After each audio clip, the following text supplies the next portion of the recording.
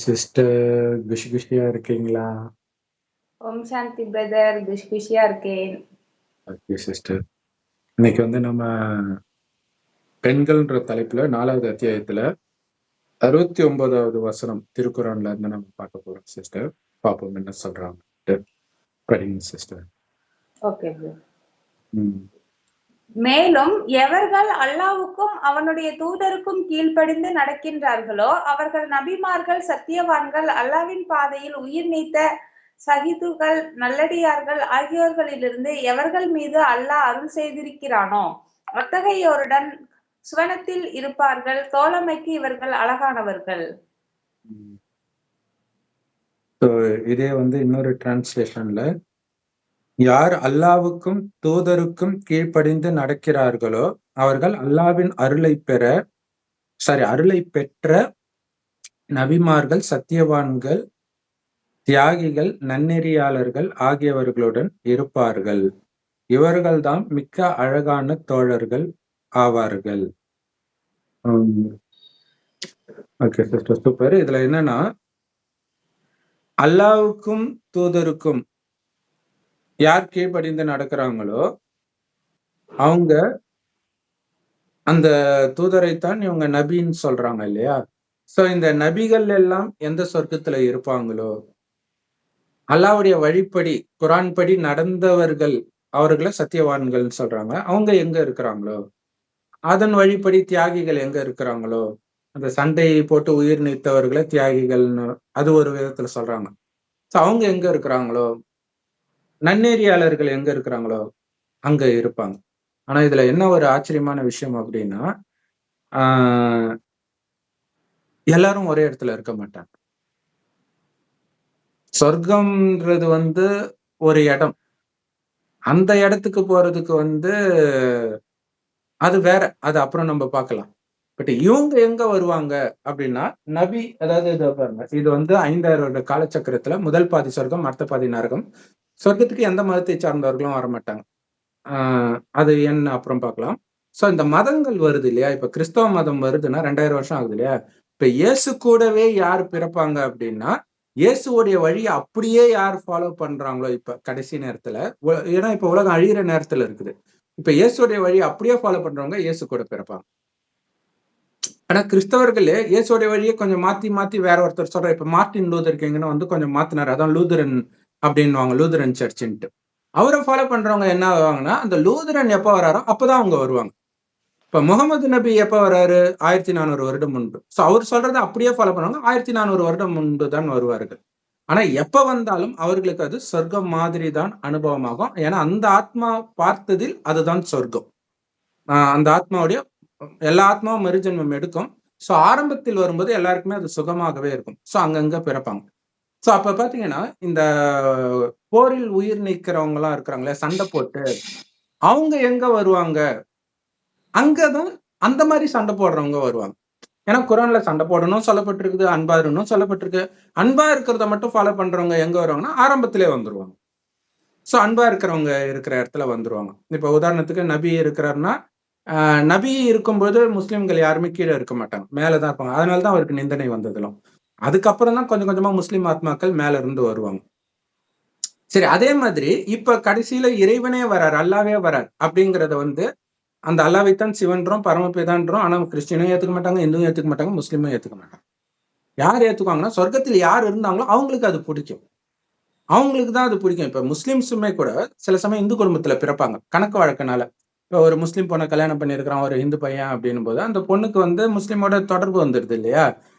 அந்த தொடர்பு வர்றதுனால அந்த கணக்கு முடிக்கிறதுக்காக இந்து குடும்பத்தை போய் அடுத்த ஜென்மத்துல பையனாவும் பிறக்கலாம் அல்லது பொண்ணாவும் பிறக்கலாம். அப்ப அந்த முஸ்லிம் மதம் பிடிச்சி இருக்கும். அது ஆக்சுவலா தனியாவே அது வீடியோ போடணும் அது. சோ இப்படிதான் வந்து மதம் மாறுறதே தவிர யாரும் மாறுறதெல்லாம் கிடையாது. இப்ப இங்க நினைச்சிட்டு இருக்கிறாங்கல்ல, நாங்களும் இந்தியர்கள் அப்படின்னு சொல்லிட்டு இருக்கிறாங்க இல்லையா, முஸ்லிம்ஸ் கிறிஸ்டின்ஸ். இந்தியர்கள்லாம் கிடையாது இவங்க. சொர்க்கத்தில் வாழ்ந்த தேவதைகள், பாரதம் தான் இந்தியாவா இருந்தது. மற்றொரு ஆத்மா அங்கிருந்து இங்க வந்து பிறக்கும். அதனாலதான் அவங்களுக்கு வந்து அந்த அரபு மொழி மேல ஒரு பற்று இருக்குது. ஏன் இது பண்ணும்போது, இப்ப ஏஆர் ரஹ்மான் வந்து அங்க ஹிந்தியில பேசுறாங்க எல்லாரும் ஒரு ஃபங்க்ஷன்ல, அவர் போய் தமிழ்ல பேசுறாரு. ஏன்னா தமிழ் அவருக்கு உயிராம். இப்ப என்ன இதுல தொழுகை பண்ணுவாரு? அரபு மொழியில தானே தொழுகை பண்ணுவாரு. அங்கேயும் நீ தமிழ்ல பண்ண வேண்டியது தானே, இல்லையா? சோ அப்ப என்னன்னா அதுதான் அவங்களுடைய தாய்மொழி. அரபு அவங்களுக்கு தெரியாம இருக்கலாம், அது வேற விஷயம். இங்க பிறந்தா தெரியாதுதான். குறைஞ்சபட்சம் அந்த இன்னும் கேட்டீங்கன்னா அந்த அது பேர் என்ன, அந்த தொழுகை பண்றது அவங்களுக்கு பிடிச்சி இழுக்கும். அது ஒரு ராகமா இருக்குதுன்னு மட்டும் நமக்கு ஃபீல் ஆகும். பட் முஸ்லிம்களுக்கு வந்து அது, அதாவது முஸ்லிம்னா யார சொல்றேன்னா இந்து மதத்தில் பிறந்த முஸ்லிம் ஆத்மாக்கள், அவங்களுக்கு வந்து அது பிடிச்சி இழுக்கும் அது. ஏன்னா அங்க பல ஜென்மமா அதை கேட்டிருப்பாங்க, அரபு நாட்டிலே இருந்து கேட்டிருப்பாங்க. சோ இப்ப அது பிடிச்சி இழுக்கும், அதனால அவங்க அங்க போவாங்க. அதே மாதிரிதான் கிறிஸ்தவ மதத்திலேயோ முஸ்லிம் மதத்திலேயோ பிறந்த இந்து ஆத்மாக்கள் இருப்பாங்க. ஏன்னா இவங்களும் கணக்கு வழக்கில் அங்க பிறப்பாங்க இல்லையா, அவங்களுக்கு அந்த சிவன் கோயிலை கடந்தாலே பிடிச்சி இழுக்கும். நிறைய முஸ்லிம் சகோதரர்கள் சகோதரிகள் இதுல கமெண்ட் போட்ட சகோதரி சொல்லுவாங்க, என்னன்னே தெரியல எனக்கு சிவனா ரொம்ப பிடிக்குது.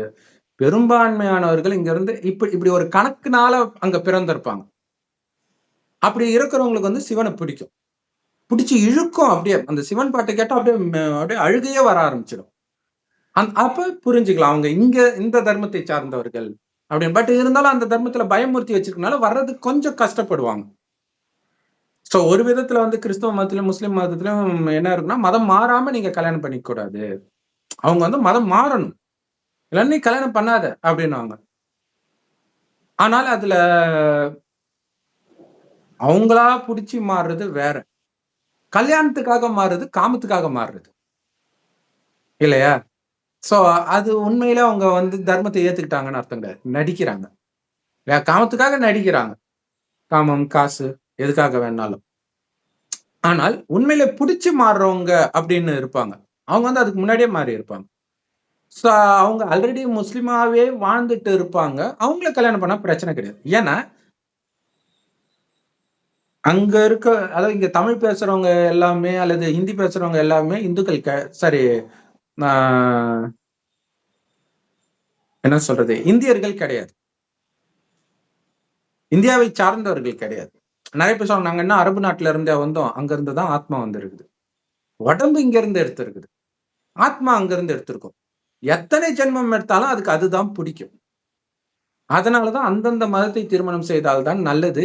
ஏன்னா ஜாதி வேற விஷயம் இல்லையா, ஜாதி மாறிக்கிட்டே இருக்கும், உங்க குணம் மாற மாற ஜாதி மாறும். ஒருத்தர் உயிரோட இருக்கும்போதே அது மாறிக்கிட்டே தான் இருக்கும். ஆனா மதம் மாறாது, அது அப்படியே தான் இருக்கும். எப்ப ஒரு கஷ்டம் வருதோ அப்ப அவங்க மதம் தான் பிடிக்கும். இப்ப ஒரு ஃபேமஸான நடிகர், நிறைய பேர் இந்த மாதிரி திருமணம் பண்ணிருக்கிறாங்க, முஸ்லிம்ஸ் வந்து இந்துவை கல்யாணம் பண்ணிக்குவாங்க. ஆனால் என்ன பண்ணுவாங்கன்னா, அவங்களுக்கு கோயில் அந்த மாதிரி எல்லாம் கட்டி கொடுத்துருவாங்க. ஆனா இவங்களுக்கு தனியா ஒரு ரூம்ல இருந்துட்டு இவங்க இதைதான் ஃபாலோ பண்ணுவாங்க. இப்ப 2 பேரும் ஒரே மதம் ஃபாலோ பண்ணும் பொழுது, ஒரே வழிபாடு பண்ணும்போது நல்லா இருக்குமா, இல்ல அவங்க ஒரு வழிபாடு இவங்க ஒரு வழிபாடு பண்ணா நல்லா இருக்குமா? யோசிச்சு பாரு இல்லையா? அதுதான் அங்க விஷயம். அங்க இனக்கவர்ச்சியில மாட்டிக்குவாங்க, ஆனா அந்த மதத்துடைய இது வராது. அது ஒரு விஷயம். ஆனா இன்னொரு விஷயம் என்னன்னா, அந்த ஈர்ப்பு இருக்குதுனாலே வந்து அதுல மேபி அந்த மதத்துக்கும் இவங்களுக்கும் தொடர்பு இருக்கும். பட் அந்த மதத்தை சார்ந்தவர்களா இருக்கணும்னு அவசியம் கிடையாது. பட் அந்த நபரோட தொடர்பு இருந்திருக்கும் ஏதோ ஒரு டைம்ல. அந்த முஸ்லிம் ராஜாவோட வேலை செஞ்சிருக்கலாம், அந்த மாதிரி க்ளோஸா இருந்திருப்பாங்க. சோ அது புடிச்சு இழுக்கும். இது ஒரு பெரிய காம்ப்ளெக்ஸ் ஆனது. இதுதான் நிறைய திருமணத்துல பிரச்சனையாக இருக்கும். வெளியில தெரியாதானா, பட் அவங்களுக்குள்ளேயே புழுங்கிட்டு இருப்பாங்க. ஏன்னா நான் வழிபடுற தெய்வத்தை அவங்க வழிபடல அப்படின்றதே ஒரு வலியை கொடுக்கும்ல. ஏன்னா மெயின் இதுதானே இல்லையா? சரி, அடுத்தது ஏன்னா அந்த இப்ப பாத்தீங்கன்னா இந்த விகேடி பாலன் இறந்தாரு, நிறைய பிரபலங்கள் பாத்தீங்கன்னா நாஸ்திகராகவே இருப்பாங்க. அப்ப மனைவி கோயிலுக்கு எல்லாம் போவாங்க, இவங்க வரமாட்டாங்க. ஒரு மனைவிக்கு சந்தோஷமே கணவனோட கோயிலுக்கு போறதுதான். இவரு வரமாட்டேன், உன் இஷ்டம், நான் உனக்கு சுதந்திரம் கொடுத்துட்டேன் அப்படின்னா அவங்களுக்கு அது வலியாதான் இருக்கும் இல்லையா? சோ அது ரொம்ப கொடுமை. அது நாஸ்திகனை திருமணம் பண்றது. எல்லா மதத்திலுமே இப்ப நாஸ்திகர்கள் தான் அதிகம். சரி, சோ அப்ப யாரோட எல்லாம் இப்ப பாத்தீங்கன்னா தந்தை பெரியார் வராரா, அவரு கூடவே இருந்தவங்க பாத்தீங்கன்னா அவருக்கு பிறகுதான் பிறப்பாங்களே. அவருக்கு பிறகு என்ன இருக்குது, எல்லாம் கலகம், இதுதான் நடந்துட்டு இருக்குது. சோ இந்த கடைசி நேரத்துலதான் வந்து பிறப்பாங்க. ஆனா இப்ப அல்லாவே நேரடியா வர்றாரு. வந்து ஞானத்தை கொடுக்கிறார். என்ன கொடுக்கிறார்? ஆத்மான்னு உணருங்க, நீங்க அழியக்கூடிய உடம்பு கிடையாது. ஆத்மாவுடைய அப்பா நானு, உடலுடைய அப்பா கிடையாது. சோ உடம்புக்கு தான் மதங்கள், ஆத்மாவுக்கு ஒரே தர்மம் அமைதி. அந்த அமைதி நிரம்பிய உலகத்தை நான் படைக்கிறேன். இப்ப என்னை மட்டும் நீ நினைக்கணும், மற்ற எல்லாத்தையும் மறக்கணும். இது கடவுள் கொடுக்கிறது. இல்ல எங்க மதம் சொல்ல, கண்டிப்பா அதெல்லாம் மனிதர்கள் உருவாக்கியது. நரகத்தில் வாழ்வதற்காக உருவானது, நரகத்தில் அடிச்சுக்கிறதுக்காக உருவாக்குனது. ஆனால் அந்த மாதிரி எந்த விதமான பிரிவினையும் இல்லாத உலகம் சொர்க்கம். இதே பாரத பூமி இருக்கும். ஆனா இதே பாரத பூமியில ரத்த ஆறு ஓடும் கடைசியிலன்ற. இந்தியா பாகிஸ்தான் பிரிவினை எப்ப நடந்ததெல்லாம் ரொம்ப சின்னது, ட்ரெய்லர்ன்ற. இனிமேல்ட்டு தான் மெயின் பிக்சரே இருக்குது. சோ அதுக்குள்ள எல்லாத்தையும் விட்டுட்டு மதம் கிடையாது, எதுவும் கிடையாது. கடவுள் உயிரோட்டமா வந்துட்டார். நான் அவரை பிடிக்கிறேன். கோயிலை இடிச்சா எனக்கு என்ன, மசூதி இடிச்சா என்ன, சர்ச்சை இடிச்சா எனக்கு என்ன? ஏன்னா அதுக்கும் கடவுளுக்கும் சம்மந்தம் கிடையாது. கடவுள் என்ன அங்கேயே உட்காந்துட்டு இருக்கிறாரு? அதான் கடவுள் கேட்கிறாரு. கோயிலை இடிக்கிறாங்கன்னா நானா கட்ட சொன்னேன்? நீங்களா ஒரு வழியை உருவாக்கினீங்க இல்லையா? இப்ப உயிரோட்டமா நான் வந்துட்டேன். என்ன பிடித்தால் மட்டுமே உங்களுக்கு பாதுகாப்பு அப்படிங்கிற. சோ அவருடைய நினைவுல இருக்கணும். அப்படி இருக்கிறது எதுக்கு? சொர்க்கத்தில் காமம் கோபம் பற்று பேரசாங்கன்னா என்னன்னே தெரியாது. அந்த மாதிரி உலகத்துக்கு போகணும்னா அந்த குணத்தை இங்க நீங்க வளர்த்துக்கணும். இப்ப கடவுளை யார் கெட்டியா பிடிக்கிறாங்களோ அவங்கதான் இங்க இந்த இத பரந்தாமம் பரலோகம்னு சொல்லுவோம். கடவுள் இருக்கிற இடம். ஆத்மாக்களும் அங்க இருந்துதான் வந்தது. உலகம் அழியும் போதும் அங்கதான் போகும். யார் இப்ப கடவுளை கெட்டியா பிடிச்சிக்கிறாங்களோ அவங்கதான் அங்க கடவுளுக்கு நெருக்கத்திலயும் போவாங்க. பட் அது ஒரு பெருமை கிடையாதுன்னு வச்சுக்கோங்க. ஏன்னா அங்க சுயநினைவு இல்லாம தான் இருப்பாங்க. அங்க இருந்து அவங்கதான் ஃபர்ஸ்ட் வருவாங்க சொர்க்கத்துக்கு. பக்கத்துல இருக்கிறவங்க ஃபர்ஸ்ட் வருவாங்க, அடுத்தது இருக்கிறவங்க கொஞ்சம் லேட்டா. இப்படியே வந்து மதங்கள் வந்து இந்த கிளை, ஒரு மரத்தை கவுத்து போட்ட மாதிரி இருக்கு இல்லையா? இது தலைகீழ் சிருஷ்டி மரம். சோ கிளை தான் ஒரு மதமும். இது எல்லாமே நரகத்தில் வருவது. சோ அங்கங்க வருவாங்க. அதுலயுமே அந்தந்த நபியை வந்து அல்லது அந்த மத ஸ்தாபகரை யார் கெட்டியா பிடிச்சிக்கிறாங்களோ, மத ஸ்தாபகரே தப்பான வழியும் போதிச்சிருப்பாரு. அதுதான் விஷயம், வெட்டு குத்துன்ட்டு. அதை வந்து எப்ப ஃபாலோ பண்ணுவாங்கன்னா கடைசி நேரத்துல தான் ஃபாலோ பண்ணுவாங்க. இப்பதான் ஃபாலோ பண்ணிட்டு இருக்காங்க. ஆரம்பத்துல அதை ஃபாலோ பண்ண மாட்டாங்க. இப்ப கோயில்ல ஆபாச சிலை இருக்குது. இதுக்கு முன்னாடி எல்லாம் அதை பார்க்க மாட்டாங்க. அவங்க பாட்டுக்கு சாமியை கும்பிட்டுட்டு போயிட்டு இருப்பாங்க. இப்ப அது மட்டும்தான் அவங்க கண்ணுக்கு தெரியுது. இப்ப குரான் பைபிளை எடுத்து பார்த்தா, கீதையை எடுத்து பார்த்தா, கொலை பண்ணுன்னு சொன்னதுதான் கண்ணுக்கு தெரியுது. அப்ப வெட்டு குத்து தான் பண்ணுவாங்க. சோ கடைசியில அவனுடைய புத்தி எங்க நிக்குதோ அதை வைத்து தண்டனையும் கிடைக்கும். அவன் தன்னை திருத்திக்கிட்டான்னா கொஞ்சம் கொஞ்சமா பின்னோக்கி இதுக்கு முன்னாடியே ஜென்மம் எடுப்போம். ஆனா நம்ம அடி உதையெல்லாம் வாங்குறதுக்கு முன்னாடியே இறைவனை பிடிச்சு எல்லாத்தையும் புத்தியை எல்லாத்துல இருந்தும் அகற்றுறோம். மதம், மனிதர்கள், இந்த உடம்புல இருந்தே பற்ற அகற்றுறோம். நான் ஆத்மா, நான் ஆல்ரெடி செத்துட்டேன். அதுதான் ஏற்கனவே குரான்ல சொன்னது. உங்களை நீங்கள் கொலை செய்யுங்கன்னு சொன்னா நீங்க கேட்க மாட்டீங்கன்ட்டு. அப்ப நான் வெறும் ஆத்மா, என்னுடையவர் ஒரு சிவபரமாத்மா. சோ அவரை மட்டும்தான் நினைச்சிட்டு இருக்கிறேன். அவர் தான் எனக்கு அப்பா, அம்மா, டீச்சர், குரு, ஃப்ரெண்டு எல்லாமே. சகலமும் அவரே அப்படின்ட்டு அவருடைய நினைவிலே யார் இருக்கிறோமோ அவங்க தப்பிடுவாங்க.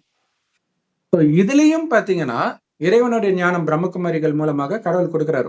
ஒரு வயோதிகர் உடல்ல வர்றாரு, அவருக்கு பிரம்மன் பேர் வைக்கிறார். அவரைத்தான் ஆதாம்னு எல்லா மதத்திலையும் சொல்றது. சோ அவர் முதல் மனிதன் கிடையாது. கடவுளால கடவுள் யார் உடம்புல வராரோ வந்து வருகிற மனிதனுக்கு பேர் ஆதாம். அப்ப கடவுளுடைய ஞானத்தை முதலில் கேட்பவர் அவர்தான். அடுத்தது கடவுள் நினைத்த மாதிரி முதலில் மாறுபவரும் அவரே. அவர் தான் கிருஷ்ணராக மாறுறாரு அங்க. அதனாலதான் நீங்க பெருமாள் கோயில்ல பாத்தீங்கன்னா பெருமாள் படுத்துட்டு இருப்பாரு. அவர் தொப்புல இருந்து தாமரை கொடி இருக்கும், மேல பிரம்மா இருப்பார்.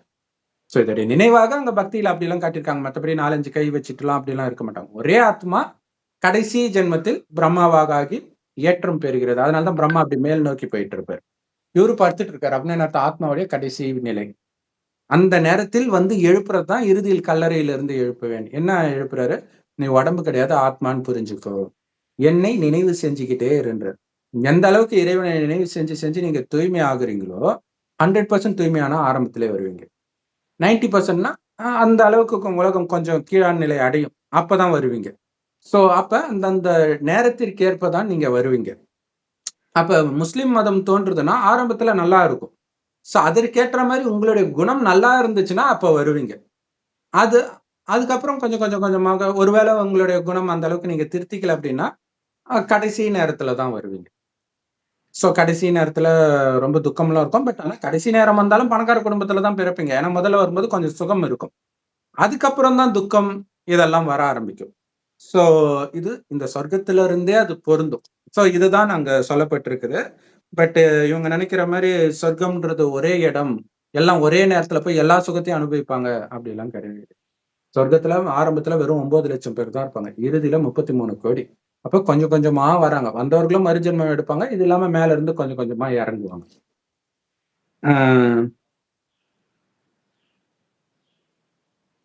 சோ அப்ப பாருங்களா, நபிமார்கள், சத்தியவான்கள், தியாகிகள் இவங்களோட இருப்பாங்க. இவர்கள் தான் மிக்க அழகான தோழர்கள் இல்லையா? நல்லது செய்யறவனுக்கு நல்லவன் தான் ஃப்ரெண்டா இருப்பான், கெட்டது செய்யறவனுக்கு கெட்டவன் தான் ஃப்ரெண்டா இருப்பான். அப்ப கொலை இதெல்லாம் பண்றாங்கன்னா, இப்ப ஒரு சில நாடே கொதித்தெழுந்து இப்ப சிரியா ஆமா, சிரியால வந்து பெரிய கலகம் ஏற்படுது. எப்புட்றா அந்த ஊர்ல ஒருத்தன் கூட யோசிக்க மாட்டானான்னு நமக்கு தோணும். அந்த மாரி இருக்கிறவங்க தான் ஒண்ணா போய் பிறப்பாங்க. இலங்கையிலயும் அதே மாரி நடந்துச்சு இல்லையா? அவங்க எல்லாம் ஒரே இடத்துல பிறப்பாங்க. அப்ப இதுல சொல்லப்பட்டிருக்கு பாத்தீங்களா, அவங்க அவங்களுக்கு ஏத்த ஃப்ரெண்டு இல்ல. இங்க அந்த மாதிரி பண்ணணும்னு நினைச்சு பண்ணா இங்க யாரும் கண்டுக்கல. சீமான் இங்க ஒரு ஓட்டு கூட இல்லல்ல. அவர் என்ன நினைச்சிட்டாரு, தமிழர்கள்னால அவங்க ஒண்ணு சேர்றாங்க, தமிழர்னால ஒண்ணு சேரல. உள்ளுக்குள்ள அந்த விஷம் இருக்கிறவங்க எல்லாம் ஒண்ணா பிறக்குறாங்க, அதனால ஒண்ணு சேர்றாங்க. இங்க இன்னும் அந்த விஷம் வரல போல இருக்குது. சோ வந்துச்சுன்னா அதுவும் நடக்கும். சோ இதுதான் இதோடைய அர்த்தம் சிஸ்டர். 70 படிங்க சிஸ்டர். இப்பேரருள் அல்லாவிடம் இருந்துள்ளதாகும். இன்னும் இவர்கள் செயலை நன்கு அறிகிறவனாக இருக்க அல்லாஹ் போதுமானவனாக இருக்கின்றான். இன்னொரு டிரான்ஸ்லேஷன்ல வந்து இந்த பேரருள் அல்லாவிடம் இருந்து உள்ளதாகும், அறிந்து கொள்வதில் அல்லாஹ் போதுமானவனாக இருக்கின்றான். அறிந்து கொள்வதில் அல்லாஹ் போதுமானவனாக இருக்கிறான். இதுல வெறும் அல்லாஹ் போதுமானவனாக, நன்கறிபவனாக இருக்க அல்லாஹ் போதுமானவனாக இருக்கிறான். சூப்பர். சோ இந்த பேரருள் எங்க இருந்து வருது? அல்லாஹ் கிட்ட இருந்து வருது. சோ இது வந்து ஆக்சுவலா இந்து திருமண மந்திரத்தை வச்சு சொன்னா புரியும். இந்து திருமண மந்திரத்துல உண்மையிலே அது அப்படி இருக்குதான்னு தெரியல, பட் நாஸ்திகர்கள் அப்படி சொன்னாங்க. ஆனா அதுக்கும் ரகசியம் இருக்குது, உண்மையா இருக்கும் இருந்தாலும் இல்லாட்டினாலும் அதுலயும் ரகசியம் இருக்குது. என்ன அப்படின்னா, என் மனைவி முதலில் பிராமணனுக்கு மனைவியானால், பிறகு சிவனுக்கு மனைவியானால், பிறகு 33 தேவர்களுக்கு மனைவியானால், இப்பொழுது எனக்கு மனைவி ஆகிறாள். உடனே நாஸ்திகர்கள், அப்ப என் பொண்டாட்டினா விபச்சாரியா? கண்டிப்பா உன் பொண்டாட்டி விபச்சாரி தான். இப்ப ஏன்னா பிராமணன்னா பிரம்மா வாய் வழியா பிறந்து ஞானத்தை கேட்கிற பிரம்மகுமார் குமாரிகள் தான் பிராமணன். இங்க பேசுறது ஜாதி கிடையாது, வர்ணம். வர்ணம்னா என்ன? கலர். கடவுளுடைய கலர் நம்ம மேல பூசப்படுது. அவரையே நினைக்க நினைக்க அவருடைய குணம் நம்முடைய குணமாகிறது தான் அங்க கலர். ஹோலி பண்டிகை அதுக்கு தான் கொண்டாடுறாங்க. சோ அப்ப எப்ப இறைவனுடைய ஞானம் கிடைக்குதோ அப்பதான் நீங்க பிராமணனே ஆகுறீங்க. இது பிறப்புனால ஆக முடியாது. பிராமணனாலே பிரம்மா வாய் வழியாக பிறந்தவன். பிரம்மா வாய் வழியா பிறக்கிறாங்கன்னா என்ன? பிரம்மா வாய் வழியா இறைவனுடைய ஞானத்தை கேட்டு வந்திருக்கிறது என் அப்பான்னு நீங்க உணர்ந்தவுடன் அவருக்கு குழந்தை ஆகுறீங்க, தத்தெடுக்கப்படுறது. சோ அப்ப அதுல இருந்து என்ன பண்ணுவீங்க? நீங்க காமத்துல ஈடுபட மாட்டீங்க. நிச்சயா பார்க்க கூட கூடாது. அதுக்கு கொஞ்சம் கொஞ்சமா பயிற்சி பண்ண, ஆத்மான்னு உணர்ந்து ஒவ்வொருத்தரையும் பூர்வ மத்தியில ஆத்மாவாவே பார்க்கிறோம் அப்படின்னும் போது கொஞ்சம் கொஞ்சமா அந்த சக்தி வரும். இறைவனையும் நினைக்க நினைக்க அந்த சக்தி வரும். சோ சிவனுக்கும் நம்ம மனைவி ஆகிறோம். பிராமணனா இருக்கும்போது அந்த அந்த கணவன் இனி உங்களுக்கு கணவன் கிடையாது, சகோதரன் அல்லது சகோதரி, மனைவி. சோ அப்ப இறைவன் தான் கணவன். அவருக்கு உடம்பே கிடையாது, எப்படி காமத்துல ஈடுபடுவீங்க? இங்க அவரை நினைக்கிறதே காமத்தை வெல்வதற்காக. சிவனைத்தான் காமத்தக்னீஸ்வரன் சொல்றோம். அடுத்தது தேவதைகள். அங்க சொர்க்கத்துல காமம்னா என்னன்னு யாருக்குமே தெரியாது. கணவனும் மனைவி நமக்கு ஒரு வாரிசு வேணும்னு நினைக்கும் போது மனைவி கர்ப்பம் அடைவார். அதனாலதான் இந்து தெய்வங்கள் எல்லாம் ஜோடி ஜோடியா இருக்கும். அதுக்கு காரணம் என்னன்னா, இல்லற மார்க்கத்தில் இருந்தாலும் அவர்களுக்குள்ள காமம் இல்லை. மடியில எல்லாம் உட்கார்ந்துட்டு இருக்கிற மாதிரி காட்டுவாங்க, அங்க மடியில எல்லாம் உட்கார மாட்டாங்க. அப்படி இருந்தாலும் அவர்களுக்குள் காமம் வராது, அந்த அளவுக்கு சக்தி இருக்குதுன்னு காட்டுறதுக்காக. சோ இதே குரான்ல வந்து அங்க பரிசுத்தமான மனைவி கொடுக்கப்படும். பரிசுத்தவானுக்கு தானே பரிசுத்த மனைவி கிடைக்கும். ஏன்னா அங்க சொன்னாங்க, அழகான நண்பர்கள் அவங்க அங்க இருக்கிறவங்க, அவங்களுக்கு ஏத்த துணை தான் கிடைக்கும். அப்ப நாராயணன் தான் நம்பர் 1. அதனாலதான் சொர்க்கவாசல் திறப்புழா பெருமாள் கோயில கொண்டாடுறாங்க. அவர் தான் நம்பர் 1 மகாராஜாவா ஆரம்பத்திலே இருப்பார். ஆதி நாராயணன் கூட சொல்லுவாங்க. அப்ப அவரை திருமணம் பண்ணா அல்லது மகாலட்சுமியை திருமணம் பண்ணா இன்னைய வரைக்கும் மகாலட்சுமி மாதிரி பொண்ணு வேணும்னு தானே சொல்றாங்க இந்தியாவுல, இல்லையா? சோ அப்ப அந்த மாதிரி வேணும் அப்படின்னா நீங்க அவங்களுக்கு ஏத்த மாதிரி தூய்மை ஆகணும். அவங்களும் அதே மாதிரி தூய்மை ஆயிட்டு இருப்பாங்க. எங்கேயோ ஒரு இடத்துல இந்த ஞானத்தை எடுத்தவர்கள் தான் அங்க வருவாங்க. அப்ப இங்கேயும் அந்த பெண் தூய்மையா தான் இருக்கிறான். இப்போ உன்கிட்ட ஒப்படைக்கப்படுது. தூய்மையா வச்சிருக்கிறியா இல்லையா உன் பாடு. எங்க தூய்மையா வச்சிருக்கிறாங்க? அப்ப இப்பதான் விபச்சாரியா இருக்கிறாங்க. திருமணம் மீறிய உறவுன்னு நாஸ்திகர்கள் தானே வார்த்தை எடுத்துட்டு வந்து அதை நார்மலைஸ் பண்ண ட்ரை பண்றாங்க. விபச்சாரத்தை நார்மலாக்க இவங்க முயற்சி பண்றாங்க. கேட்டா புராணத்துல அப்படி காட்டியிருக்கிறாங்க. புராணத்துல தூய்மையா இருந்தாங்க. கணவனும் மனைவியும் வாரிசு வேணும்னு நினைக்கும் போது மனைவி கர்ப்பம் அடைவாள். அவங்கள தூய்மையான ஆத்மாவின் எண்ணத்திற்கு அவ்வளவு சக்தி இருந்தது. சரி, இதை ஏன் சொல்றேன் அப்படின்னா, இப்ப சொர்க்கத்தின் ஆரம்பத்துல அளவற்ற செல்வம் இருக்கும். தங்க செங்கற்களால் கட்டப்பட்ட மாட மாளிகை இருக்கும். அதாவது கல்லு மண்ணு மாதிரி இருக்கும் தங்கம்ன்ற. அது ஒரு பெரிய விஷயமா எடுத்துக்காத அளவுக்கு அதிகமா இருக்கும். பைபிள்ல சாலமன் காலத்துல அப்படி இருந்த மாதிரி சொல்லுவாங்க. ஆனா சாலமன் வந்து மத்த இடத்துல இருந்து எடுத்துட்டு வந்திருப்பான். ஆனா இங்க இயல்பாகவே அங்க இருக்கும். அந்த சொர்க்கத்தை கடவுள் படைக்கிறார். அதைத்தான் கொடுக்கிறார். அது கொஞ்சம் கொஞ்சமா நம்ம செலவு பண்ணி மீறி வந்து அப்புறம் இந்துவாக நம்ம மாறுறோம். காமத்துல விழும்போது தேவதைன்னு சொல்றது கூச்சப்பட்டுட்டு இந்துன்னு சொல்றோம். இப்ப பேரு இந்துஸ்தான்.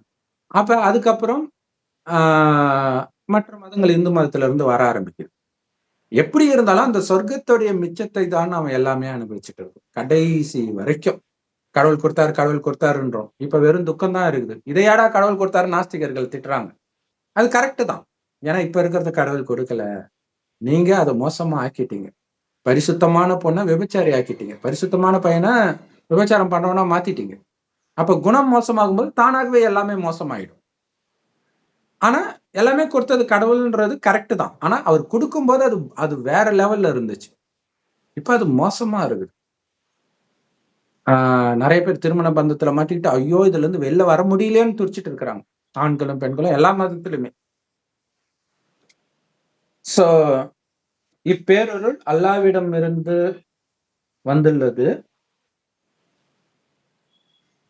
சோ இவர்களுடைய செயலை வந்து நன்கறிபவனாக இருக்க அல்லாஹ் போதுமானவன் அப்படின்ட்டு இவர்களுடைய செயல்னு இவங்க போட்டிருக்கிறாங்க.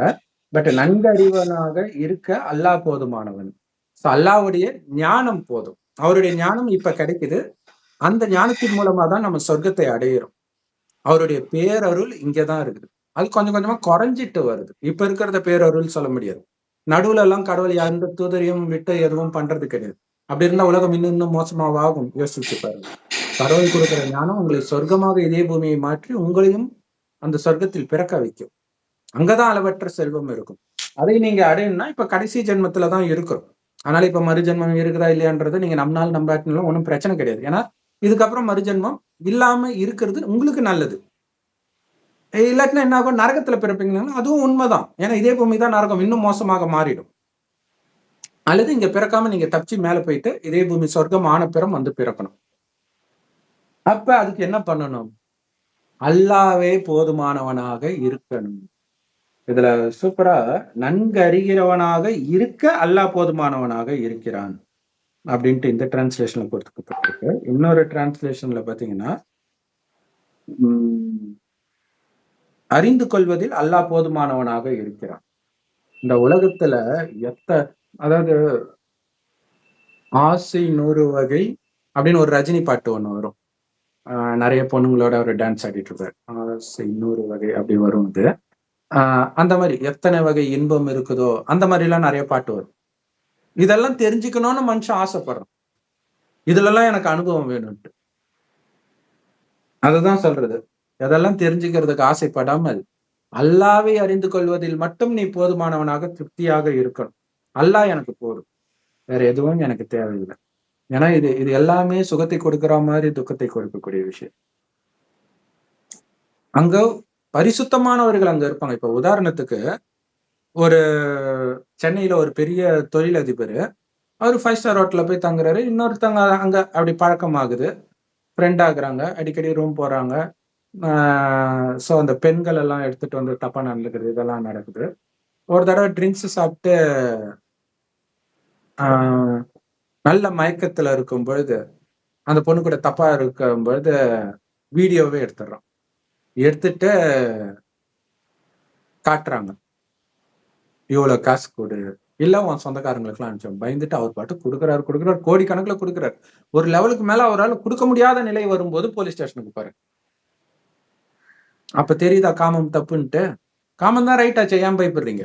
இப்ப நீங்க கரிமீன் சாப்பிடுறத போட்டோ எடுத்து காட்டுனா ஒண்ணும் யாரும் எதுவும் பெருசா அது கூட ஐயருங்க அந்த காலத்துல இருந்தாங்கன்னா அதுவுமே பெரிய விஷயமா இருந்தது. இப்ப அதெல்லாம் மனிதர்கள் கெட்டு போயிட்டாங்க. அது பிரச்சனை இல்ல. இன்னும் கேட்டீங்கன்னா, இது கூட பிரச்சனை இல்லன்ற மாரி ஆயிடுச்சுல்ல. அண்ணா யூனிவர்சிட்டில அதான் சொன்னேன். அது அவங்க இஷ்டம்ப்பா. அத எதுக்கு நீ இது பண்ற? அது எப்படி வேணாலும் இருக்கலாம். அந்த மாரி பண்ணிட்டு இருக்கிறாங்க. சோ அதுதான். ஆ அப்ப என்னன்னா, சரி ஓகே அந்த காமத்துல திருப்தி அடைஞ்சிட்டியா? அடுத்தது இன்னொரு பொண்ணு, இன்னொரு பையன். இப்படியே போய்க்கிட்டே இருக்கும். அப்ப மாயையுடைய வேலையே உங்க புத்திய அலைய வைக்கிறது. புத்தியும் சரி, உடம்பும் சரி. பொண்ணு பின்னாடி அலைவீங்க, கோயில் பின்னாடி அலைவீங்க, சபரிமலை போவீங்க, மெக்கா போவீங்க. அங்க இங்கன்னு அலைஞ்சிட்டு விடுறது தான் சாத்தானுடைய வேலையே. கடவுள் கிடைச்ச பிறகு அங்க என்ன இருக்குது? இல்ல நீங்க ஸ்ட்ரெயிட்டா கடவுள் இருக்கிற இடத்துக்கு புத்தியினால தான் போக முடியும். நீங்க பாட்டுக்கு சமைச்சுக்கிட்டே இறைவனை நினைச்சு பேசிக்கிட்டே இருக்கலாம். அப்படி இருக்கலாம். சோ அப்ப அலைவதிலிருந்து காப்பாத்துறதுக்கு இறைவன் ஒருவர், அலைய விடுறது சாத்தானுடைய வேலை. அதுதான் மனித வழிகள். சோ அத புரிஞ்சுக்கணும். நெறைய பேர் வந்து குரானை பத்தி குரானை படிக்கிறதுக்குன்னு ஒரு முறை இருக்குடா. அதே மாதிரி பைபிளும் அதை படிக்கிறதுக்குன்னு ஒரு முறை இருக்குது.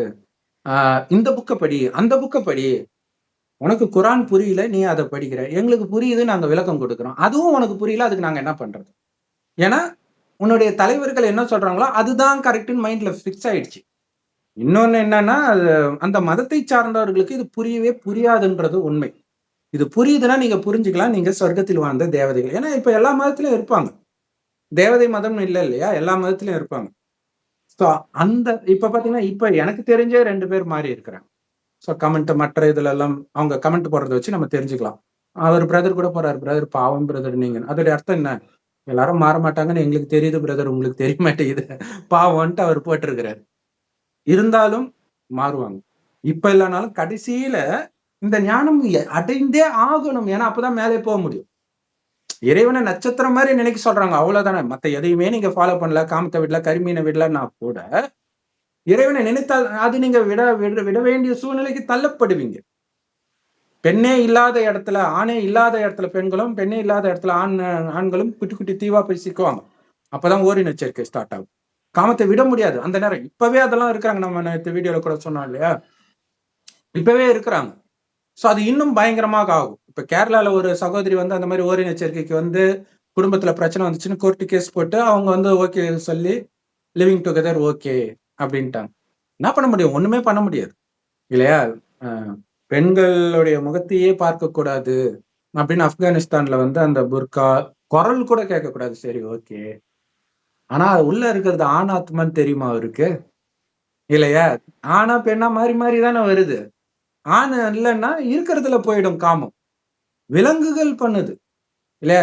காளையே இப்ப இருக்க மாட்டேங்குது எங்கேயுமே. வெறும் பெண் மாடு தான் இருக்கு. இப்ப பெண் மாட்டோட அது காமத்துல ஈடுபட ட்ரை பண்ணுது. இதேதான் அங்க நடக்கும். ஏன்னா காமத்தை தூண்டக்கூடிய எல்லா விஷயமும் உணவுல கொடுக்குறோம்ல. கரிமீன் சாப்பிட்டு காமத்தை எப்படி விட முடியும்? சோ இதெல்லாம் வேற இருக்குது. அது இல்லாம அதுக்கு முன் ஜென்மத்துல அது ஆணாக இருந்து ரொம்ப காமத்தை வேற அனுபவிச்சிருக்கும் அந்த ஆத்மா. சோ அப்ப ஓரின சேர்க்கை அங்க ஜோரா நடக்கும். வெளியில தெரியாது. குடும்பத்துல நடக்குது, சொந்தக்காரங்களுக்குள்ள நடந்தா எப்படி வெளில தெரியும்? பெண்ணும் பெண்ணும் போகும்போது பெருசா சந்தேகப்பட மாட்டாங்க இல்லையா? பிரச்சனை எப்ப வரும்னா, நாங்க ஒண்ணா வாழணும்னு முடிவு பண்றாங்க பாருங்க. அப்பதான் பிரச்சனை வரும். சும்மா அனுபவிச்சுட்டு போறாங்கன்னா பிரச்சனை இல்ல. ஏன்னா அதுவும் தோணும் ஒரு டைமுக்கு அப்புறம். புடிச்சு இழுக்கும். அப்பதான் இந்த கேரளால அந்த மாதிரி இதெல்லாம் ஆச்சு. சோ இதெல்லாம் கடைசியில ஓரின சேர்க்கை அனுமதிக்கப்படாதது. இப்ப ட்ரம்ப் சொல்லியிருக்காரு. 2 பாலினம் தான் ஆண், பெண் அப்படின்ட்டு. சோ அதை பற்றி நம்ம தனியா வீடியோ போடுவோம் அது. அவர் சொன்ன அப்படி ஆயிட்டா சொர்க்கம், அதாவது அமெரிக்கா பழைய மாதிரி சூப்பர் ஆயிடுமா? அவர் நினைச்சிட்டு இருக்கிறார். ஆகிடும். எல்லார் வீட்லயும் பைபிள் இருந்தா மாறிடும். ஆத்ம சக்தி இழந்துட்டு இருக்குது. எப்படி மாறும்? இல்லையா? சரி. அதனால அல்லாவே போதுமானவன். அவரை மட்டும் நினைச்சு நினைச்சு ஆத்மாக்குள்ள சக்தி நிரம்பும் போது வேற எதுலயுமே உங்க புத்தி போகாது. அதுதான் அல்லாஹ் போதுமானவனுக்கு அர்த்தம். குர்ஆனுடைய சாரம் அந்த ஒரு வார்த்தையில தான் இருக்கு. அல்லாஹ் போதுமானவன். இதுதான் மெயின் மெசேஜ். ஆனா அவங்க என்ன சொல்றாங்க? அல்லாஹ் மட்டுமே கடவுள். கடவுள் ஒருத்தர். அதாவது அவங்க சொல்றதுடைய அர்த்தம் என்ன தெரியுமா? கடவுள் மட்டுமே கடவுள்ன்றாங்க. ஏன்னா அல்லாஹ் வந்து கடவுளுடைய அரபு வார்த்தை, பேரு கிடையாது. இப்ப இயேசு மட்டுமே கடவுள்னா கூட நம்ம புரிஞ்சுக்கலாம். இயேசுன்னு ஒருத்தர் இருக்காரு, அவர் தான் கடவுள். இவங்க கடவுள் மட்டுமே கடவுள்ன்றாங்க. அப்ப அந்த கடவுள் யாரு? அவர் என்ன படைச்சார்? தெரியாது இல்லையா? சோ கடவுளுடைய படைப்பு சொர்க்கம். அது இப்ப நரகம் ஆயிடுச்சு. அதனால இதையும் சேர்த்து படைப்புன்னு சொல்லிட்டு இருக்கிறோம். ஆனா இந்த படைப்புல உன் கவனம் இருக்கக்கூடாது இல்லையா? ஆனா என் மதத்தை ஏதோ ஒரு நாட்டுல அடிச்சாலே இங்க பதறோம்னா என்ன அர்த்தம்? உனக்கு அல்லாஹ் பத்தல, நிறைய தேவைப்படுதுன்னு அர்த்தம். சோ இது எல்லாத்தையும் சொத்து போனாலும் சொந்தங்கள் போனாலும் போறதுன்னா என்ன? உங்க கண்ணு முன்னாடி கொடூரமாக கற்பழித்து கொல்லப்பட்டாலும் உங்க புத்தி ஆடக்கூடாது. கருணைப்படுவோம். இப்ப பாலஸ்தீன்ல நடக்குது, உக்ரைன்ல நடக்குதுன்னா கருணைப்படுறோம்ல, அது வேற. ஆனா நம்ம வீட்டுல நடந்தா கருணைப்படுறது இல்ல. அப்படியே பதறி ஹார்ட் அட்டாக் எல்லாம் வரும்ல. அது வராம இருக்கணும்னா இறைவன் மட்டுமே என்னுடையவர் அப்படின்ற நினைவுல இருக்கும்போது அந்த சக்தி நிரம்பும். அப்ப நீங்க கருணைப்பட்டு சக்தி கொடுப்பீங்க, உங்களுக்கு தேவையானது செய்வீங்க. ஆனா பதற்றம் இல்லாமல் செய்வீங்க. பக்கத்து வீட்டுக்காரங்க ஒரு கருணையில பண்ணுவாங்களே, அந்த மாதிரி பண்ணணும். எந்த அளவுக்கு பதறீங்களோ அந்த அளவுக்கு பதவி குறையும். இந்த ஞானத்தை எடுத்திருந்தா, எடுக்கலனாலும் அந்தந்த மதத்திலுமே பதவி குறைய ஆரம்பிக்கும். அதாவது லேட்டா தான் பிறப்பாங்க. இதுதான் அறிந்து கொள்வதில், அதாவது கடவுள் சொல்றாரு, சுகத்தின் கடல்னா என்னை விட எது சுகம் கொடுக்குதுன்னா இன்னொருத்தர் பின்னாடி அல்லது இன்னொரு பொருளின் பின்னாடி போறீங்க. அப்ப நான் உங்களுக்கு போதலையா அப்படின்னு கேட்கிறேன். ஒரு பெண் கேட்பா இல்லையா, ஏண்டா நான் இங்க பொண்டாட்டி இருக்கிறேன், உனக்கு இன்னொருத்தி தேவைப்படுதா அப்படின்னு கேட்பா இல்ல, அந்த மாதிரி கடவுள் கேட்கிறேன். என்னை விட உனக்கு வேற ஏதோ தேவைப்படுதா அப்படின்னு கேட்கிறேன். சோ இது வந்து அல்லாஹ் டைரக்டா கொடுக்கிற ஞானத்தை நம்ம சொல்றோம். எல்லோருக்கும் இது புரியாதுன்றது முன்னாடியே சொல்லிடுறோம் இல்லையா? சோ அதுல இருக்கிறத தான் நாம படிக்கிறோம். அதுக்கான அர்த்தத்தை தான் சொல்றோம். யாருமே சொல்லலைன்னா ஏன் சொல்லலைன்னு நீங்க அங்க போய் கேட்கணும் இல்லையா? ஆனா இங்க வந்து தப்பா இருக்கு எங்க அதுல இருக்கிற ஒரே வார்த்தை விடாம தானே சொல்றோம். இந்த பேரருள் அல்லாவிடம் இருந்து உள்ளதாகும், அறிந்து கொள்வதில் அல்லாஹ் போதுமானவனாக இருக்கிறான். அதுதானே நம்ம சொல்றோம். வேற எதையாவது சொல்றோம். சரி,